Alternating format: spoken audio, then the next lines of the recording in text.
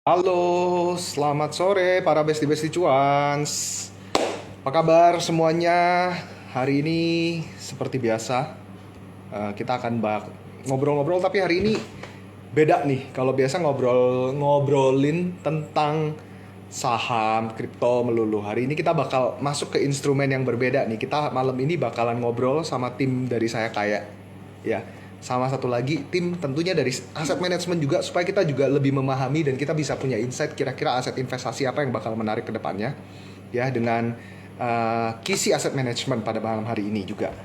Nah, jangan lupa juga teman-teman nanti kalau tertarik nih hasil dari live kita pada malam hari ini itu bisa loh untuk daftar Saya Kaya di aplikasinya Cuans. Nanti dapat gratis reksadana Rp15.000 dengan menggunakan kode referral Cuans ya, jangan lupa.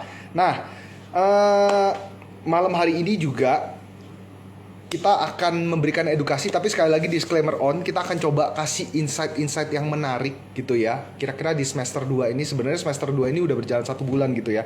Tapi kalau kita lihat market saham ya sideways di situ-situ aja. Nah, tapi yang menarik nih justru ekonomi Indonesia kemarin kita dengar di Q2 itu malah naik gitu 5,13% gitu ya.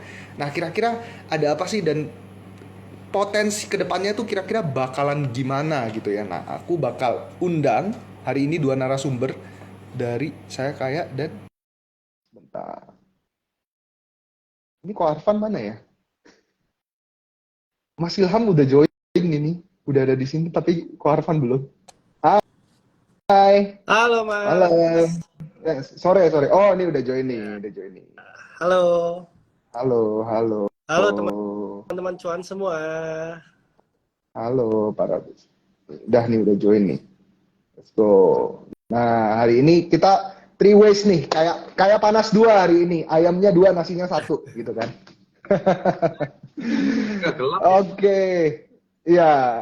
Kelihatan kok, kelihatan kok. Masih kelihatan Bentar, ganteng kok. bentar, Tenang bentar, aja. bentar, bentar. Gimana, Mas Ilham? Ah, Masih di kantor nih kelihatannya nih. iya masih ini di kantor nih, Oh, nungguin kolaborasi oh. dengan cuan.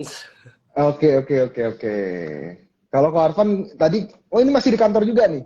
Tadi ada Masih. akhirnya. Oke, oke, oke, oke. Pulang, pulang nanti turun makan robot dulu ya. Tapi gua nggak di sana. Oke, oke, oke. Thank you, thank you. Malam hari ini kita akan ngobrol-ngobrol. Hari ini two ways. Saya gantian kemarin saya yang ditanya, sekarang saya jadi nge-host ya Mas Ilham ya. Tukeran nih kita nih. Tapi kita juga kedatangan hari ini Ko Arfan malam hari ini. Thank you sekali lagi udah datang. Nah, saya langsung to the point nih supaya besti-besti sedikit tercerahkan. Market review dulu nih, semester 1 2023. Saya mulai dari Saya Kaya dulu. Secara singkat, nanti baru kita lanjutkan dari Ko Arfan. Karena hari ini kita harus jualan produknya Ko Arfan nih, biar Ko Arfan happy gitu. Siap. Oke, terima kasih Mas. Halo teman-teman semua. Jadi mungkin diawali dengan review singkat. Mungkin ada beberapa hal sih Mas yang ingin Ya, kita bahas gitu dari point of view saya kaya.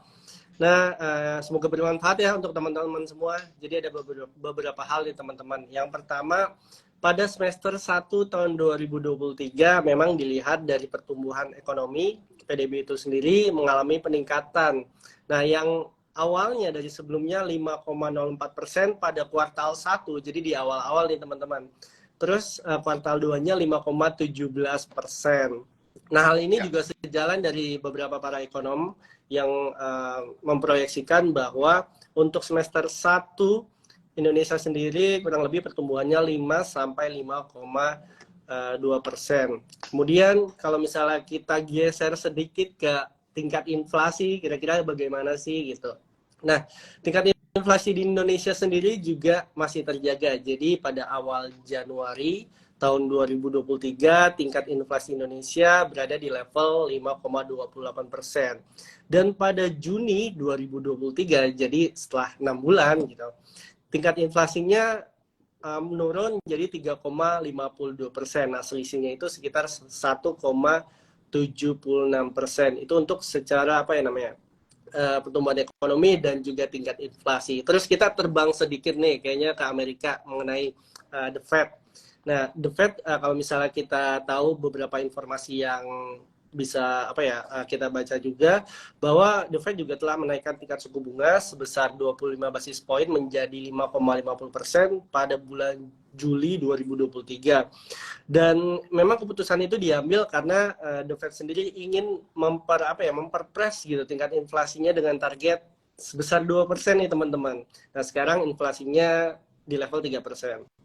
Adapun juga rencana dari The Fed yang ingin menaikkan tingkat suku bunga sekali lagi, dan itu memang sudah sesuai dari ekspektasi para masyarakat atau para ekonom lah gitu. Kemudian ada juga selanjutnya dari aliran dana asing yang cukup deras nih masuk ke Indonesia. Pada periode 31 Juli 2023 sampai 3 Agustus, jadi pekan-pekan awal nih, aliran dana asing non-residen di pasar keuangan domestik ada aksi net buy sebesar 5,33 triliun. Nah, alokasinya ke SBN dan juga pasar saham.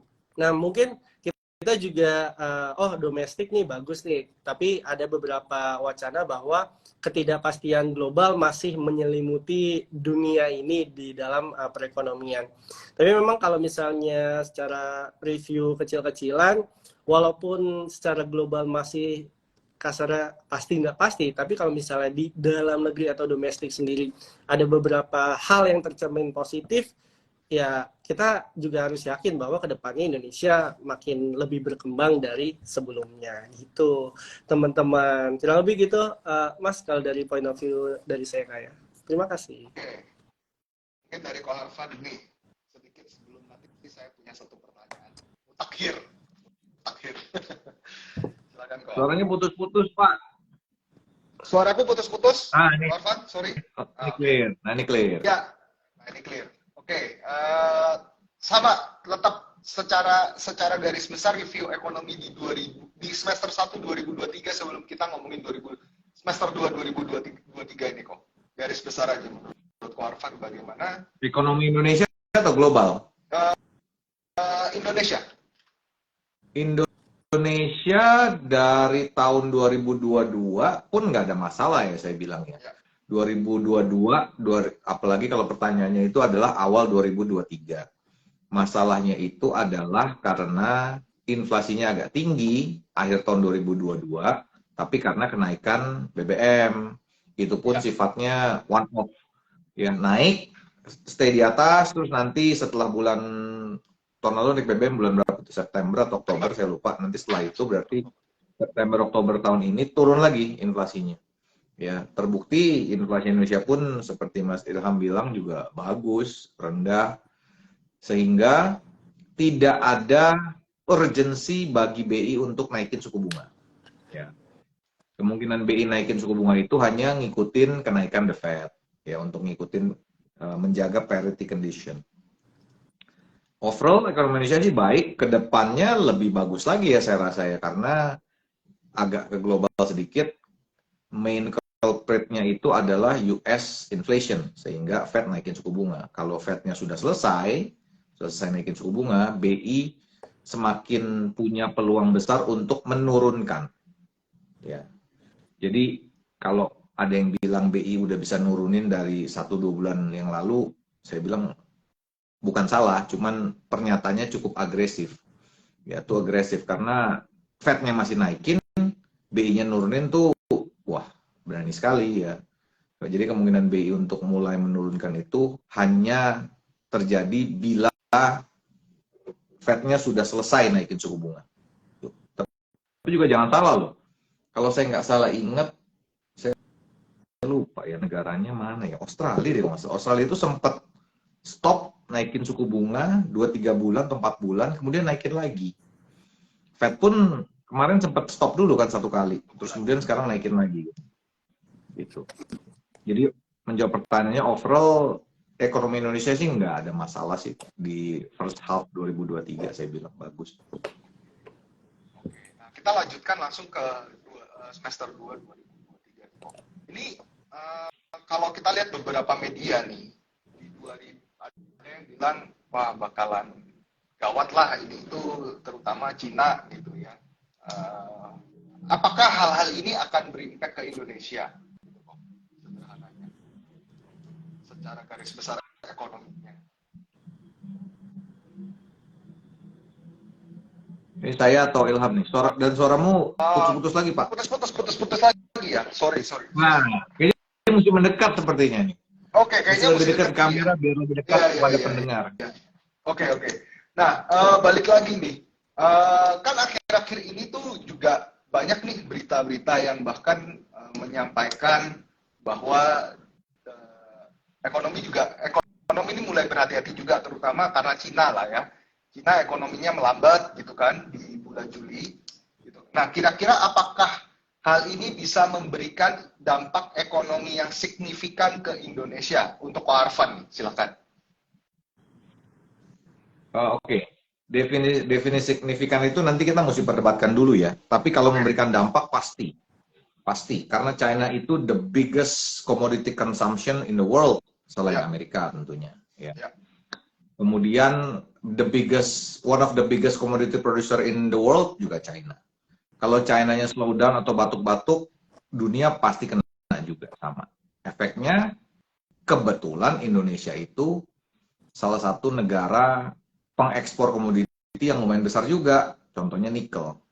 Kalau China-nya demand nikelnya slow down, kita ekspornya juga menurun ya atau berkembangnya lambat. Efeknya apa? Trade balance kita surplusnya bisa terganggu, surplusnya bisa mengecil. Ya. Nah, efeknya apa kenapa kalau surplusnya kecil atau nggak jadi surplus jadinya negatif? Kalau trade balance-nya negatif, biasanya US dollar-nya melemah, IDR-nya melemah, kemudian efeknya adalah foreign inflow-nya jadi menurun, melambat, atau bahkan bisa outflow. Ya, itu if China slowing down ya. Tapi untungnya itu China itu adalah negara yang semi-komunis, semi-kapitalism.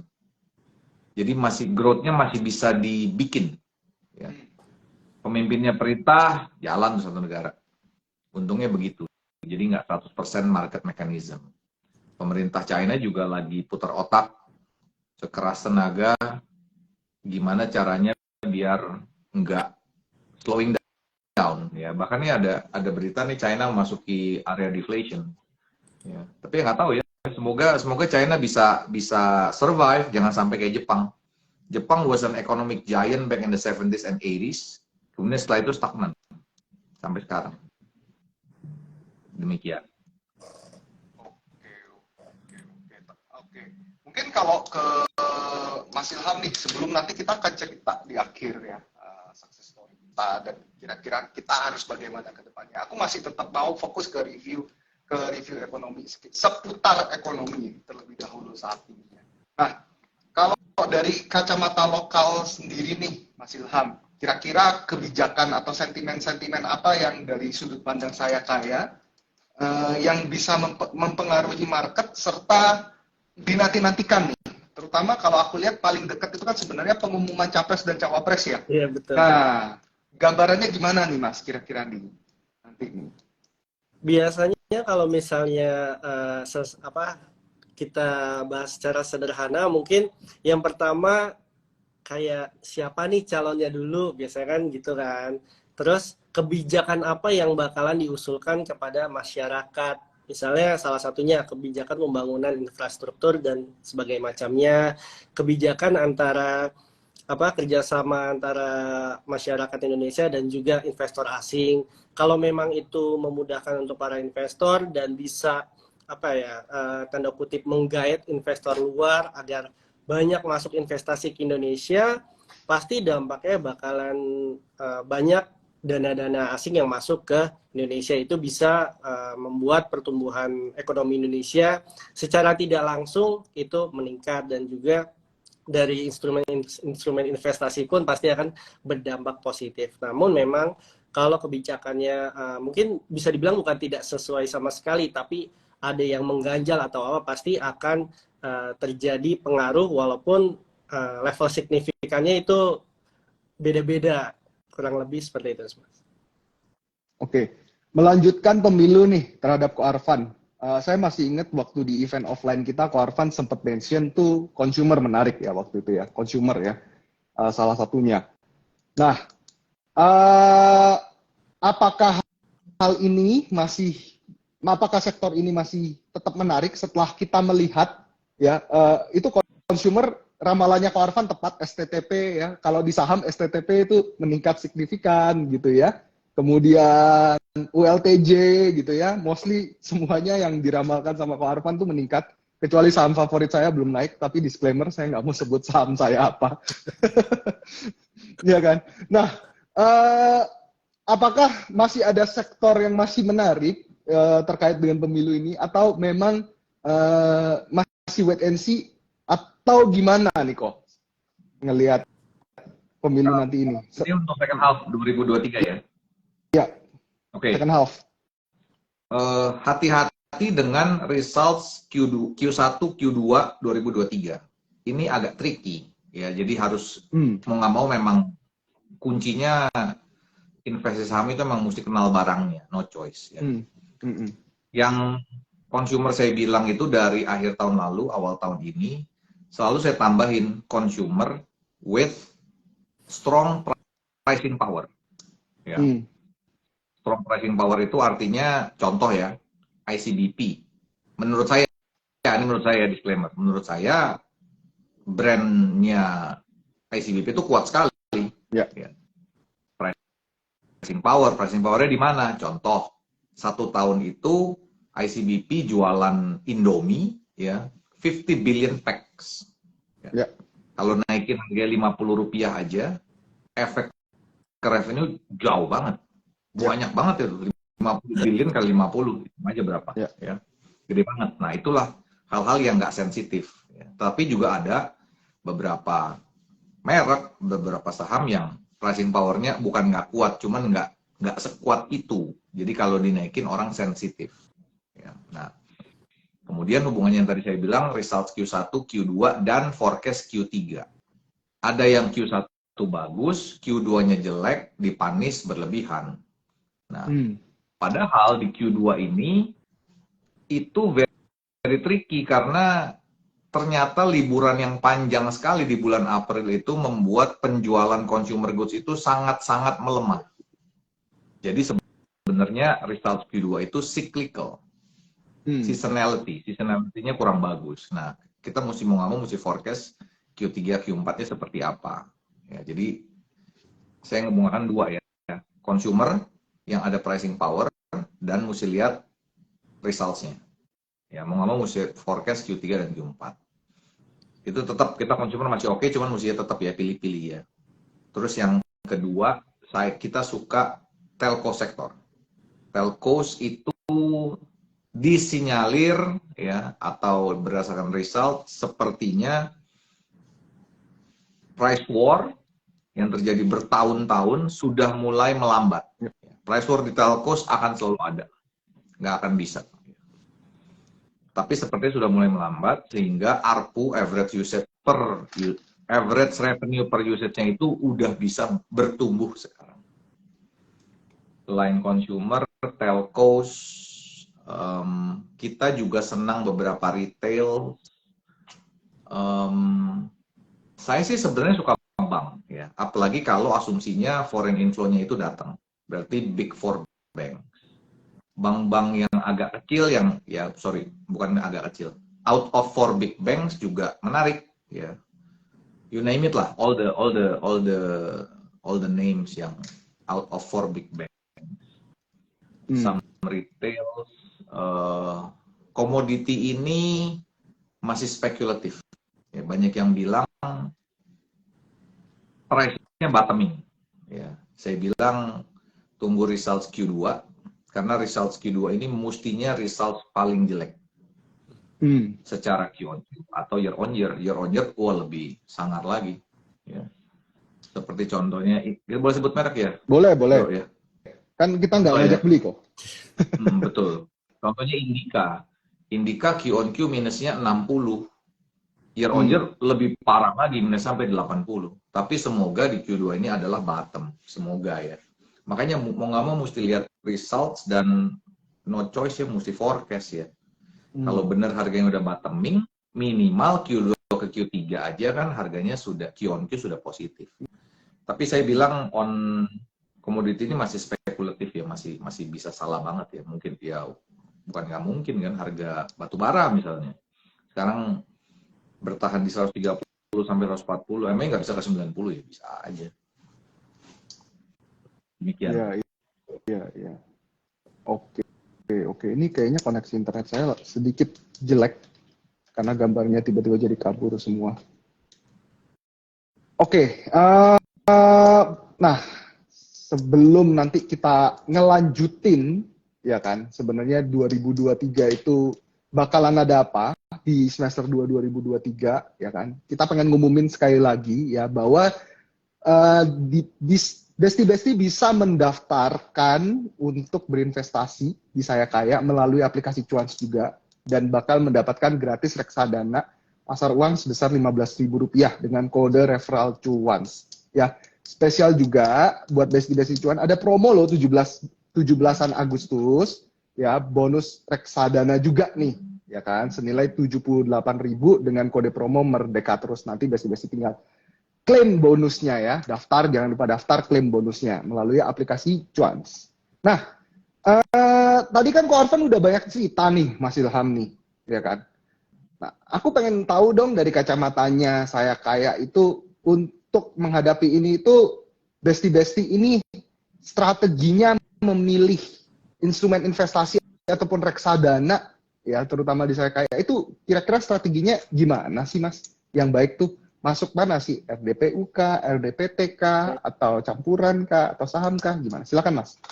Oke, mungkin disclaimer di awal ya teman-teman. Jadi Ya. hanya informasi sekedar untuk reksadana itu apa aja, dan mungkin tips-tips tersendiri gitu ya untuk teman-teman yang ingin berinvestasi.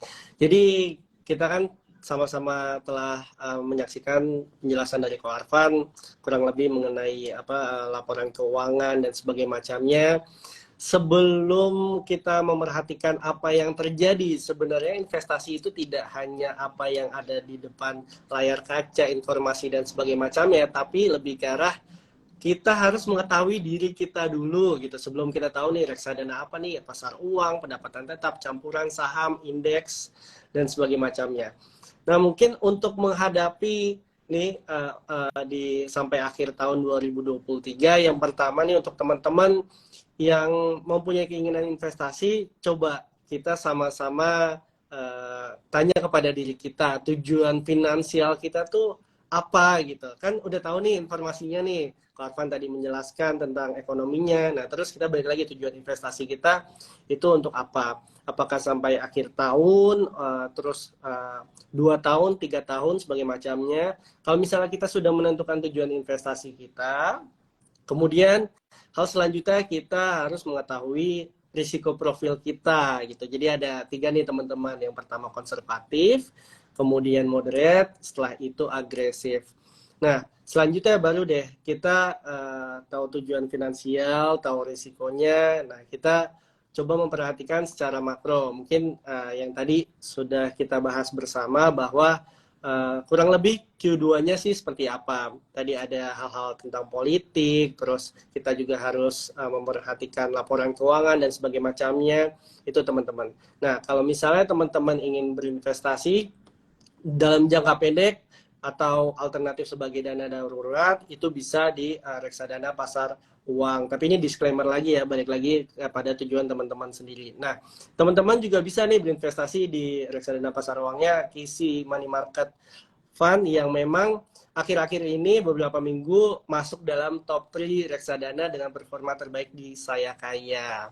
Kemudian juga misalnya teman-teman punya tujuan investasi jangka menengah, itu bisa di reksadana pendapatan tetap. Kalau misalnya teman-teman agak moderat ke agresif, bisa ke reksadana campuran. Dan kalau misalnya risiko profil teman-teman ke agresif, bisa ke reksadana saham. Dan jangan lupa teman-teman semua, kalau misalnya teman-teman sudah bisa memutuskan mau ke reksadana apa, teman-teman bisa KYC sekarang dan daftar kalau misalnya ingin berinvestasi di aplikasinya Cuans dan dapatkan promo dari Cuans. Kurang lebih gitu sih Mas kalau dari aku. Jadi kita harus lebih diawali awareness ke diri kita sendiri, tahu tujuannya, tahu apa yang harus diperhatikan. Jadi mikronya bukan mikroekonomi, tapi mikro ke dalam diri dulu, terus baru ke makronya gitu. Setelah itu ya bukan dipastikan sih, lebih ke arah nanti akan lebih efektif investasinya ketika teman-teman tahu dari dalam dan luar. Oke, I see. Menarik nih Mas Ilham nih. Nah, tadi kan banyak nih yang udah disampaikan instrumen-instrumen apa yang kira-kira menarik untuk dibeli. Tapi aku pengen nyerempet dikit nih ke RDPT nih, dan pertanyaannya ke Ko Arfan nih. Kalau di RDPT ini kan, correct me if I'm wrong ya, mostly harusnya mainnya di bonds ya Ko ya. Takutnya saya salah juga nih, ya kan. Nah, pasar bonds gimana nih Ko? Harga ID 10 year juga udah lagi mulai turun nih, ya kan? Kemarin yield sempat 6,1, sekarang 6,3 lagi. Pricing sempat di 100 berapa ya waktu itu ya 10 year ya? 105 mau 106, sekarang udah mau turun lagi ya. Kayaknya sekarang udah 104 something. Nah, kalau Ko Arfan melihat gimana nih ID 10 year nih? Jadi, dan impact-nya ke reksadana pendapatan tetap ke depannya kira-kira gimana? Masih menarik atau enggak? Gitu. Kalau ini ya, RDPT ya, reksadana pendapatan tetap, saya bilang stabil. Dan saya bilang kemungkinan untuk kemungkinan yield sekarang dari 63 turun terus, turun tuh artinya bagus ya, kalau yieldnya turun artinya bagus, artinya harga obligasinya naik. Sekarang itu 6,33 ya, sempat 6,1 something, sekarang melemah ke 6,33. Saya bilang kesempatan buat masuk. Ya, tapi begini. Sementara menurut kita ya KCIM tanpa interest rate cut 10 year bond yield-nya cukup di 6. Cukup di 6 dulu. Cukup di 6. Karena spread antara emerging market ya, semua emerging market dan US 10 year itu all time low. Ya, yang biasanya spreadnya itu 3-4%, sekarang all time low semua. China, Filipina, Thailand, Singapura, semua you name it lah, itu spreadnya tuh rendah sekali. Nah, kalau untuk Indonesia, kita ngomong Indonesia, saya bilang yield sampai 6 very make sense tanpa interest rate cut. Ya, jadi pilihannya ada beberapa. Satu, kalau tanpa interest rate cut, bond yield-nya rally terus sampai di bawah 6, ya misalnya rally terus kuat sekali sampai di bawah 6, 59, 58 atau bahkan 57, saya bilang saat nanti interest rate cut, sell on news. Tapi sell on news. Tapi kalau menuju ke 6 udah ditambah pakai interest rate cut juga, jadi 6, 59, right on it. Ya.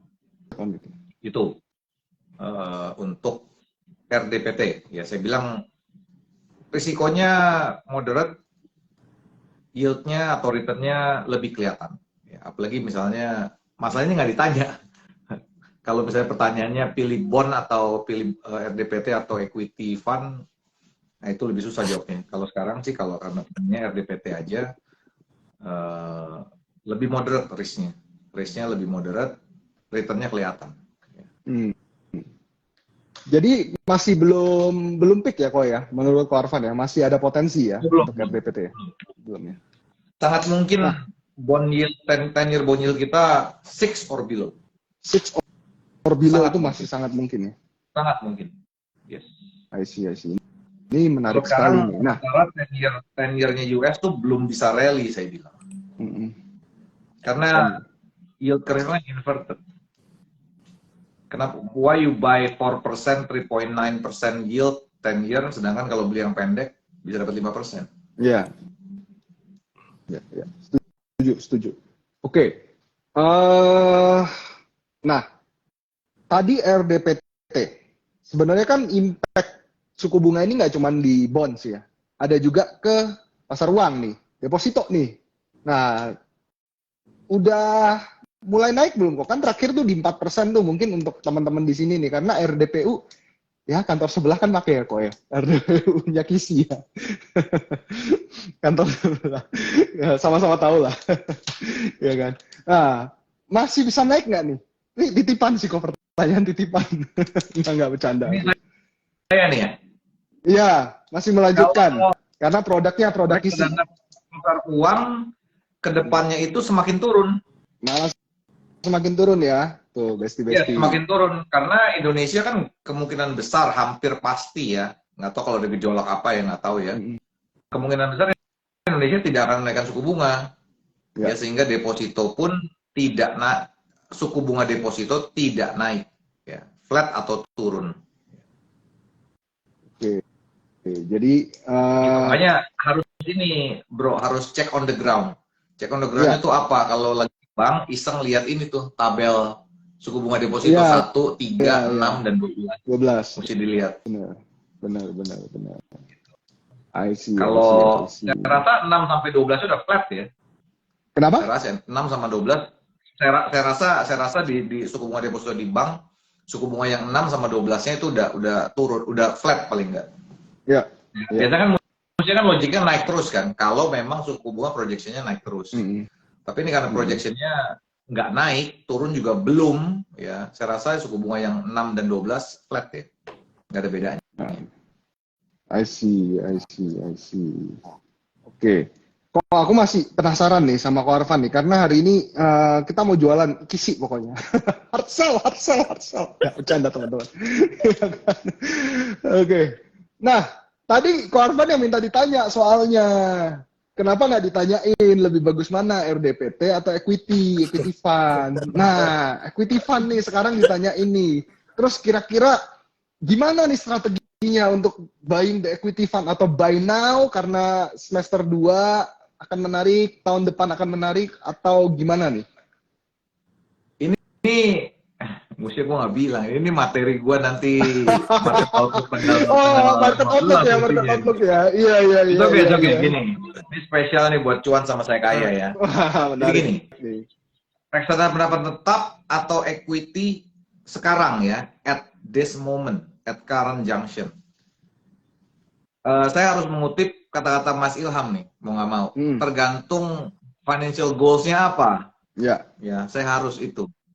Yang tadi saya bilang, reksadana pendapatan tetap, return-nya 1 tahun lebih kelihatan. Ya. Yaitu, kemarin saya juga discuss sama Mas Ilham, 10-year bond yield dari 6,3 ke 6% itu ada ekstra kurang lebih 1,5%. Ekstra capital gain out of coupon. Ya. Jadi misalnya, sekarang yieldnya 6,3 akan ke 6% di akhir 2023, yaitu bulan 8, 9, 10, 11, 12, 5 bulan ya. Berarti kalau say kuponnya itu di fund tersebut say 0,4 misalnya ya. Tiap bulan dapat kuponnya 0,4 misalnya. 0,4 kali 5 dapat 2%. Ya. Udah pasti nih kupon ditambah asumsi bener 10-year bond yieldnya ke 6, berarti 2% ditambah lagi 1,5 dapat 3,5 sampai dengan akhir tahun. Ya. 5 bulan. Nggak pasti, cuman secara asumsi udah cakep lah, udah cocok lah ya. Berarti udah dapat 3,5 nih. Equity, risk-nya tinggi. Bisa dapat 3,5, kita berharap lebih. Bisa minus, sangat bisa. Setiap kali equity itu bisa minus. Minus mah tinggal tunggu waktu, bos. Kalau nggak hari ini ya besok. Tapi ya bisa cepet balik juga plusnya. Ya. Nah, pilih mana? Reksadana pendapatan tetap atau reksadana equity, tergantung financial goals. Yaitu kalau memang lebih risky orangnya dan lebih panjang, ya, saya rasa in 1 year equity possible, belum tentu loh. Possible bisa lebih tinggi daripada reksadana pendapatan tetap. Possible. Ya, tapi kalau aduh gue takut gue bro kalau turun ntar gue make a wrong decision lagi, ya udah RDPT lebih jelas, Ya. pendapatan lebih jelas, gitu. Minimal kan sampai akhir tahun 2% aja, lumayan, not bad at all. Equity kalau plus, kalau minus kita nggak tahu ya.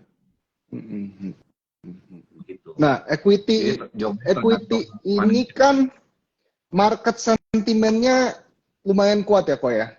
Lumayan kuat ya, terutama di secara indeks juga lumayan lah, karena kan rata-rata equity fund kan pasti isinya juga apa Q45, IDX30 gitu kan, rata-rata emiten-emiten yang ada di dalam sana kan seperti itu.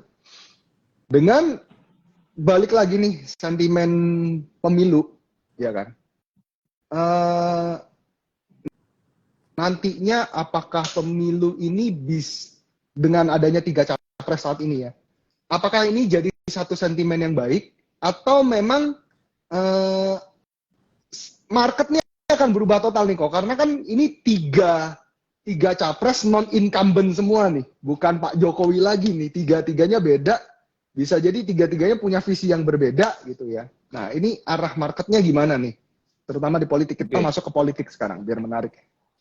Pertanyaan menarik, gua ini dari beberapa pernyataan Bro nih banyak beberapa contoh ya. Satu, tadi Bro bilang berasa equity marketnya kuat. Ya. Gue setuju banget. Ya. Berasanya itu untuk dapat return positif tuh bukan jauh lebih mudah. Much better dibanding first half 2023. First half 2023 itu susah banget. Kalah, salah mulu. Iya. Ya, jadi lebih positif. Ya. Terus tadi Bro bilang IDX30 atau LQ45. Nah, kebetulan kita mau launching banyak produk ya, kisi aset. Salah satunya itu kita backtrack, ternyata IDX30 value, ya, itu returnnya tuh selalu bagus. Ternyata pemilihan oleh bursa untuk yang masuk ke IDX value itu bagus-bagus. Kita punya juga fundnya IDX value 30. Nggak tahu udah di Saya Kaya atau di Cuan atau ini saya nggak tahu ya. Itu bagus banget ya. Itu 2. Ketiga, hubungannya dengan pemilu. Saya bilang kalau 3, consumption boost lebih ramai. Consumption boost lebih ramai.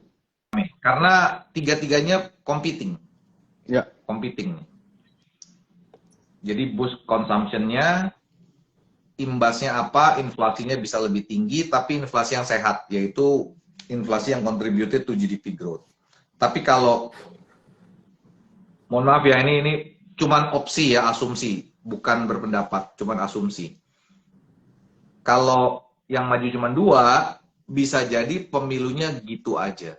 Dalam arti uang yang dipakai untuk pemilu nggak sebesar itu. Ya, karena 2 itu, well basically kan per sekarang ya, dua-duanya kan programnya mau melanjutkan pembangunan katanya. Ya. Ya kalau 3, consumption spendingnya lebih banyak. Saya bilang. Kalau cuma 2 biasa aja lah.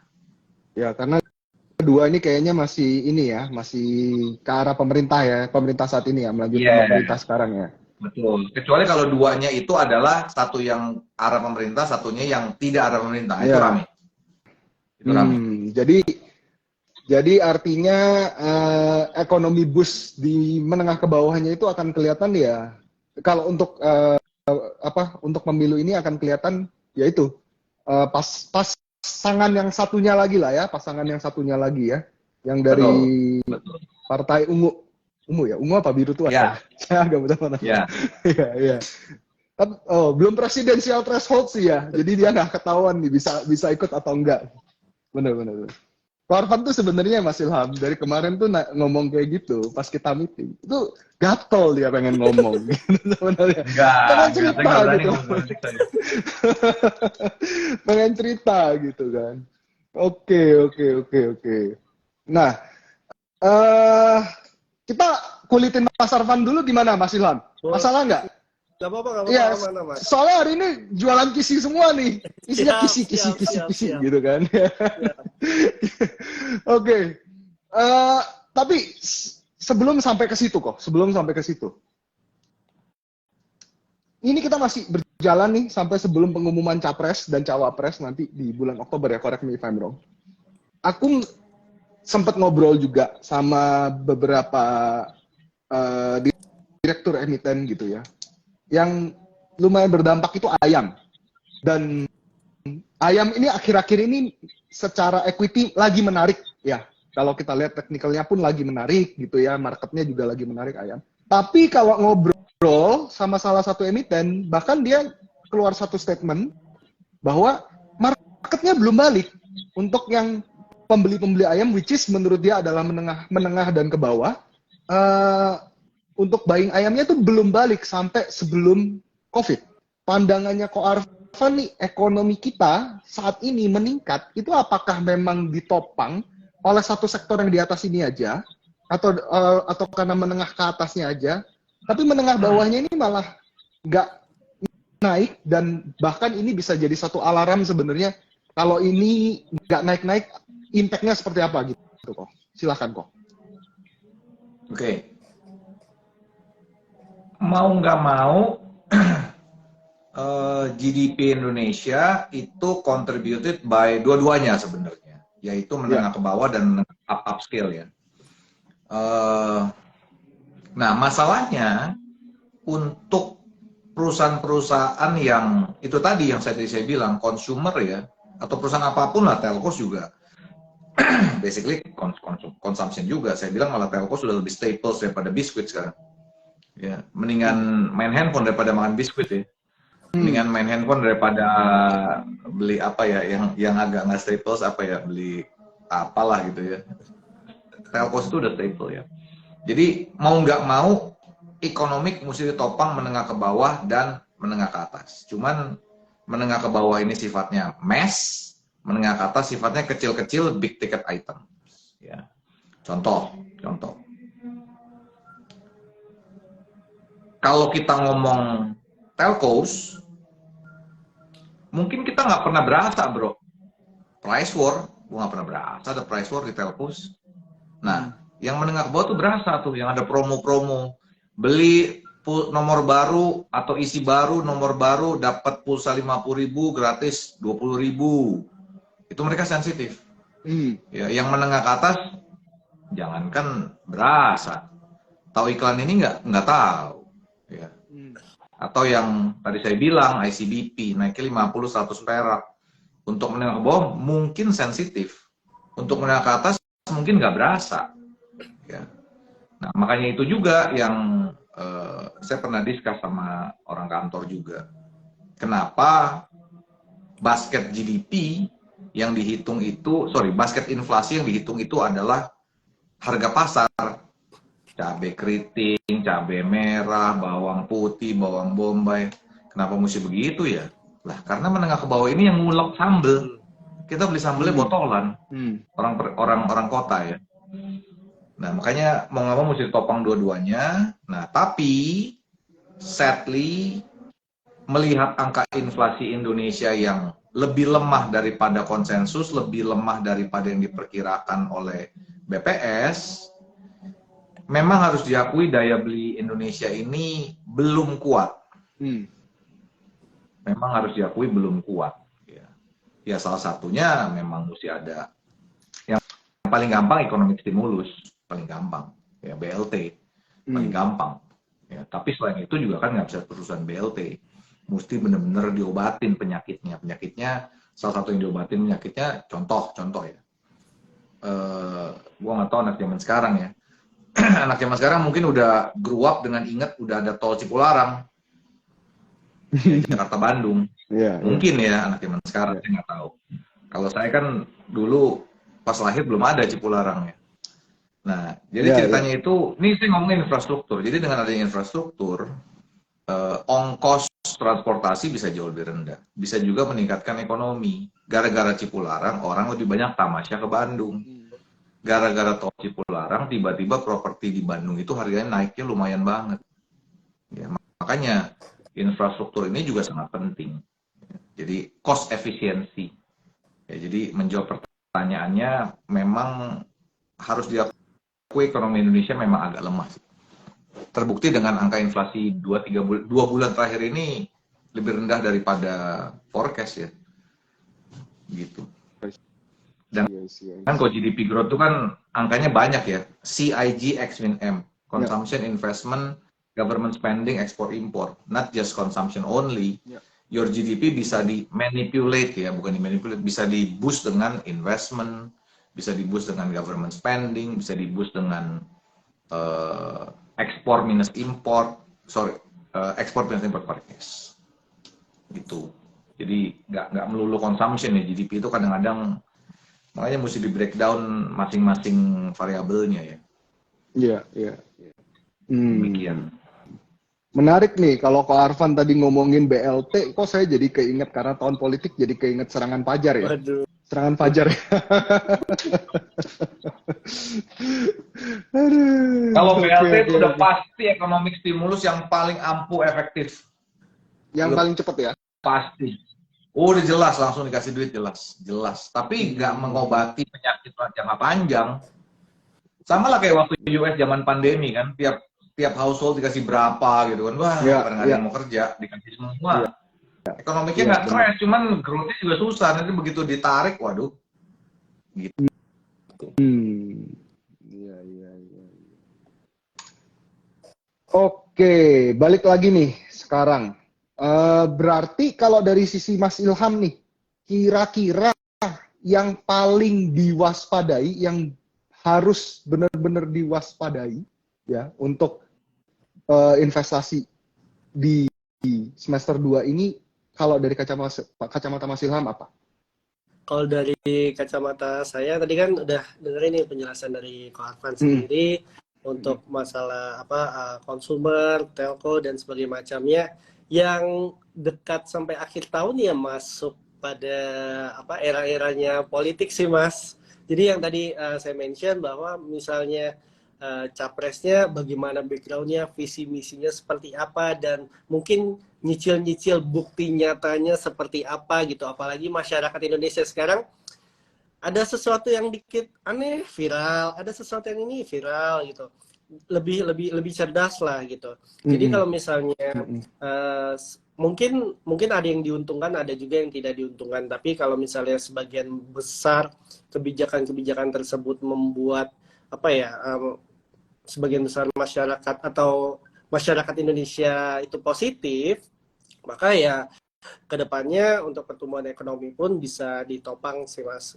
Jadi kalau menurut saya pribadi paling dekat gitu, dan kita bisa juga menyaksikan di media massa mengenai tahun politik, dan ya selamat menyaksikan gitu. Cuman balik lagi teman-teman, mungkin apa yang kami bertiga sampaikan ada timbul sedikit khawatir atau apapun itu. Percayalah, maksudnya memang berita-berita tersebut bisa menjadi stimulus kita untuk mempertimbangkan untuk berinvestasi. Tapi balik lagi, kalau misalnya tujuan kita misalnya untuk menikah, untuk pendidikan dan sebagainya macamnya, itu bisa dimulai dari hal yang kecil, bisa berinvestasi di reksadana pasar uang, reksadana pendapatan tetap, reksadana campuran, reksadana saham, indeks yang ada di Saya Kaya. Jadi kurang lebih itu aja sih Mas, kalau dari point of view saya mengenai hal yang cukup bisa bilang nggak dikhawatirkan sih, yang cukup kita intip-intip gitu sampai akhir tahun tentang politik itu sendiri. Terima kasih. Oke, thank you Mas Ilham. Ko Arfan, aku mau sedikit ujung jurang nih, boleh nggak nih? Berani nggak nih kita ujung jurang? Kamu minta apa aja, aku nggak ngerti. Tapi ini menarik ya, sebenarnya ya. Aku tuh masih berpikir gitu ya. Barusan baca komik gitu. Tapi ini bener. Ini kok aku ngelihat kayaknya ini berkesinambungan sekali dan sangat-sangat mirip dengan kondisi kita saat ini. Barusan baca komik judulnya Get Schooled, which is menarik tuh ya kok.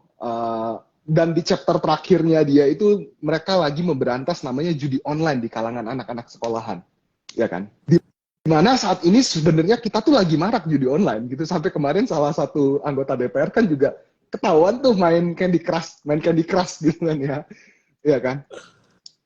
Menariknya lagi yang kalau baca denger leak-nya, makanya aku bilang ini ujung jurang banget nih, benar-benar ujung jurang. Tapi aku di apartemen jadi nggak ada kang ketoprak kok, aman. Kan kemarin vonisnya diturunin Udah cek, Lin. tuh. Udah cek engineer sama cleaning service apartemen lu, ada orang-orang baru nggak bro? Lu jawab begitu, akhirnya ada yang baru 5 biji lo bro. Bener juga ya. Iya, nggak apa-apa lah, nggak apa-apa. Ini kan apartemen Jadi kantor sementara Soho. kalau lampu di apartemen lu rusak, jangan panggil engineer dulu bro. Begitu masuk langsung digambar apartemen lu bro. Oke. Nggak, tapi kan kemarin kan hukuman mati jadi hukuman seumur hidup. Yang katanya kan judi online nih, gitu kan. Sempet digadang-gadang bendaharanya judi online nih. Kira-kira nih, kalau dari Ko Arfan sendiri ngelihat dampaknya itu bagaimana? Sama apakah sebenarnya orang-orang yang istilahnya dalam tanda kutip kecanduan ataupun apapun bentuknya dengan judi online itu bagaimana bisa di-encourage untuk apakah memang uang mereka itu bisa diinvestasikan dan apakah itu bisa lebih menarik gitu sebenarnya gitu. Iya kan? Atau apa gitu kalau menurut Kak Arfan gitu.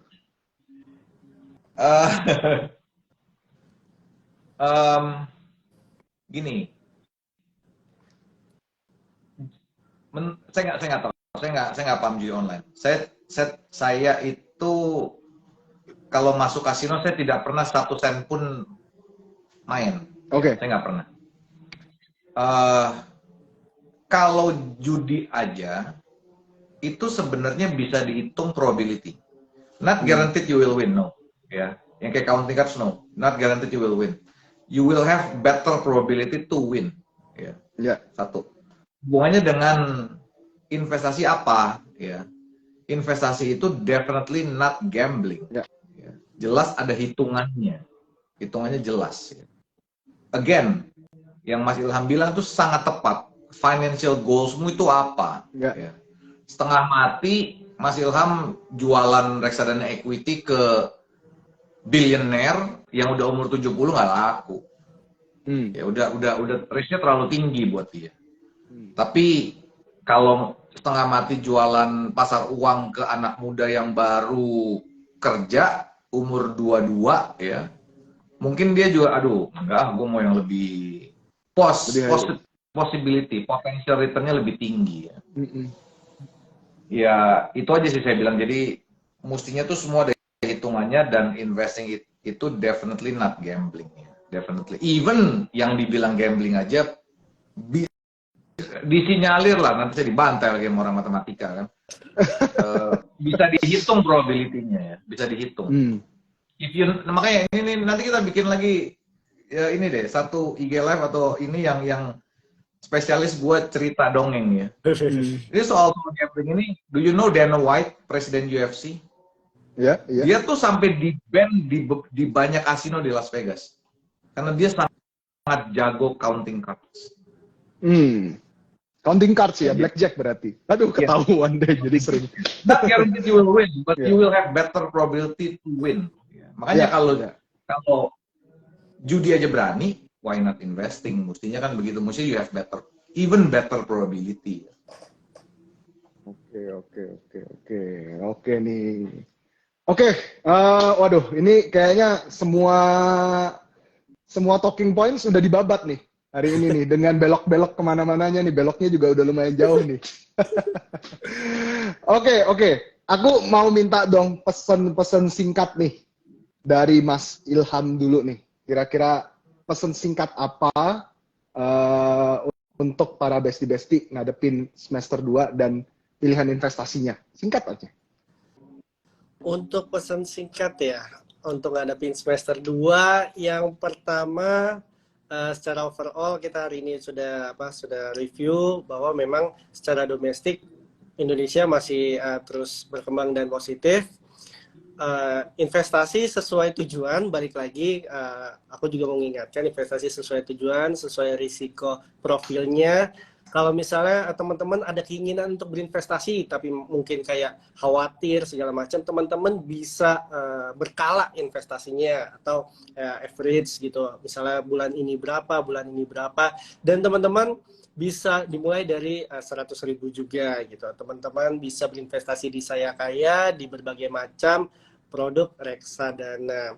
Yang penting sih punya tujuan, balik lagi.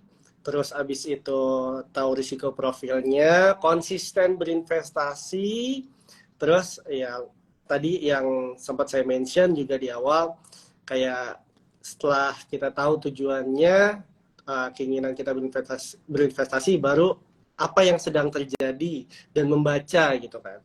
Supaya investasi, bangun kebiasaan investasi, membaca ekonomi, ya kedepannya investasi teman-teman itu bakalan lebih efektif sih. Kurang lebih kayak gitu aja. Oke, kalau Ko Arfan, beli Kisifan. Wah, singkat padat jelas gitu. Enggak bercanda. Silakan kok. Atau mungkin Saya menambahkan aja, apa gitu. saya menambahkan Mas Ilham yang sudah sangat bijaksana hari ini. Iya. Memang saya bilang satu, keep investing, ya harus tetap berinvestasi. Cerita-cerita soal investing sama nggak investing, saya punya banyak dongeng. Emang ntar bikin lagi yang lebih santai, yang isinya dongeng aja. Oh. Satu, keep investing. Kedua, harus diakui saya kayak ini lebih detail dan lebih bagus ya untuk menyajikan reksadana pilihannya. Ya, berarti selain keep investing, mengerti your financial goals, mestinya tahu mau beli apa, jangka waktunya berapa lama, ya, and know your risk juga. Itu aja sih, yang penting keep investing. Nggak ada titipan paslon mana gitu kok yang mau dipilih. Nggak, bercanda. Nggak, saya bercanda. Ice breaking aja, jangan terlalu serius. Oke, keep investing, menarik. Oke, bestie cuans. Sekali lagi jangan lupa ya, kita ada banyak sekali promo dengan Saya Kaya ya. Teman-teman juga bisa nanti membeli produk-produk dari Kisi, ya ada Kisi Equity Fund, ada Balance Fund, ada Fixed Income, ada Money Market. Protected udah nggak bisa ya Pak Arman ya?